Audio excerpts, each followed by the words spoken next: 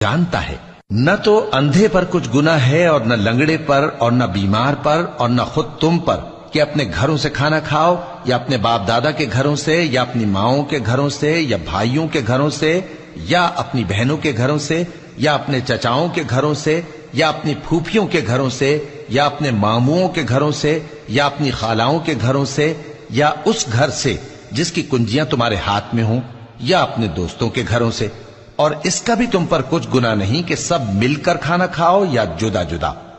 پھر جب گھروں میں جایا کرو تو اپنے گھر والوں کو سلام کیا کرو،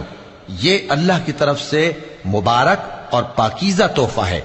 اس طرح اللہ اپنی آیتیں کھول کھول کر بیان فرماتا ہے تاکہ تم سمجھو۔ مومن تو وہ ہیں جو اللہ پر اور اس کے رسول پر ایمان لائے، اور جب کبھی ایسے کام کے لیے جو جمع ہو کر کرنے کا ہو پیغمبر کے پاس جمع ہوں تو ان سے اجازت لیے بغیر چلے نہیں جاتے۔